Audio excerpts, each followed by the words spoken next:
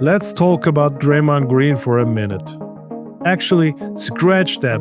We need to talk about Draymond Green for way more than a minute. Because after a decade plus of watching the Warriors' emotional engine oscillate between defensive genius and complete meltdown artist, I'm still not sure we'll figure out how to have an honest conversation about the guy. Here's what I know. Draymond Green is not an angry black man. That is a tired, racist trope that has no place in basketball discourse or anywhere else. But Draymond Green does have an anger issues on the court. And those are two very different conversations that keep getting dangerously mixed together. Draymond's resume, a legacy written in technical fouls. If you're keeping score at home, and the referees certainly are, Draymond has racked up a staggering 163 technical fouls over his career, costing him worth of $1.8 million in fines. He's been suspended 6 times and fined 227 times. He currently sits second all-time in career ejections, trailing only the legendary hothead Rasheed Wallace. That is not a racial profile, that is a rap sheet. Remember Christmas 2013? While most of us were opening presents, Draymond was busy delivering an elbow to Blake Griffin's face, earning himself a flagrant 2 and a $15,000 fine for taking a sweet time leaving the court. But the real turning point, the moment that likely changed the NBA history, came during the 2016 playoffs.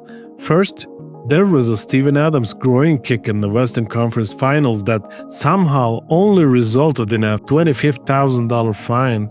Then up 3-1 against Cleveland Cavaliers in the finals, Draymond couldn't resist taking a swipe at LeBron's groin after King James stepped over him.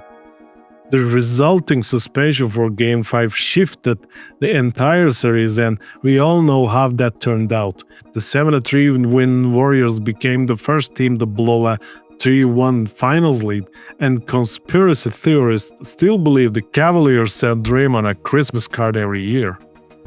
And the teammate experience is complicated. If Draymond only saved his outbursts for opponents, that would be one thing. But some of his most memorable meltdowns have been directed at his own teammates. The 2018 blow-up with Kevin Durant might be the most consequential in-house beef in any modern NBA history.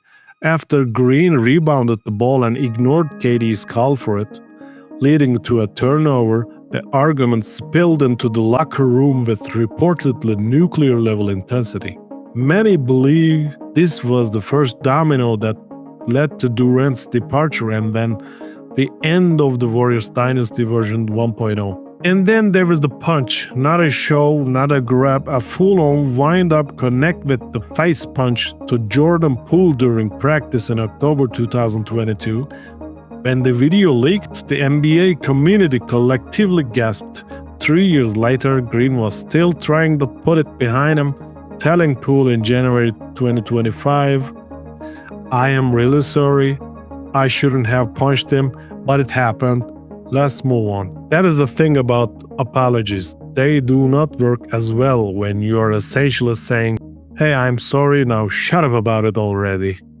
And the recent reckonings between 2023 and today, just when you thought Draymond might be mellowing with age, 2023 became his renaissance year for controversy. In April, he stomped on Domantas Sabonis' chest during a playoff game against the Kings. In November, he put Rudy Gobert in a headlock, not a basketball move, last I checked, earning a 5-game suspension, and in December he struck Yusuf Nurkic in the face, resulting in an indefinite suspension that ultimately lasted 12 games.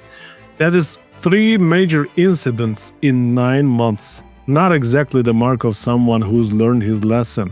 Which brings us to May 2025 and Green's latest technical foul, his 5th of the current playoffs. He is now just 2 technicals away from an automatic 1-game suspension. After the game, Draymond unleashed his "I am not an angry black man" comments, pushing back against what he perceives as an agenda against him. Green said, I'm very successful, educated black man with a great family, and I'm great at basketball. I'm great at what I do. The agenda try to keep making me look like an angry black man is crazy. I'm sick of it. It is ridiculous. Well, he's right about one thing. Reducing him to a racial stereotype is wrong. Full stop. The accountability gap, though.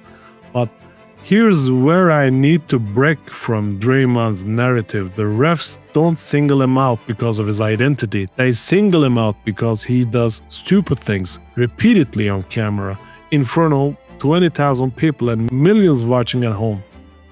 When you kick Steven Adams in the groin, put Rudy Gobert in a headlock, punch your teammate in the face, or stomp on Sabonis' chest, you are not being persecuted, you are being held accountable. Draymond wants to be known for his brilliant basketball mind, which he genuinely has, his defensive genius, which is undeniable, and his winning mentality. He should be. But he can't seem to understand that his legacy includes both his brilliance and his behavior.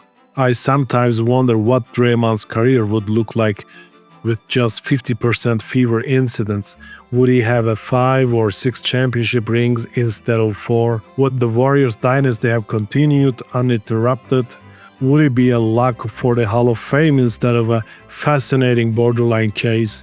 The frustrating part of the Draymond experience is watching someone so intelligent on the court repeatedly make such questionable decisions in the heat of the moment. It is like watching a chess grandmaster suddenly flip the board when they are down a pawn. And the bottom line is Draymond Green is not a victim. He is a 4-time NBA champion who's earned over $150 million playing basketball and will transition seamlessly to a lucrative media career when he retires. He is also someone who has repeatedly crossed the line between competitive fire and dangerous behavior.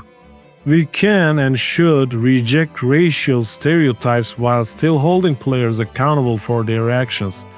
Those are not mutually exclusive positions. The next time Draymond claims there's an agenda against him, someone should gently remind him, they do not eject you for who you are, they eject you for what you do.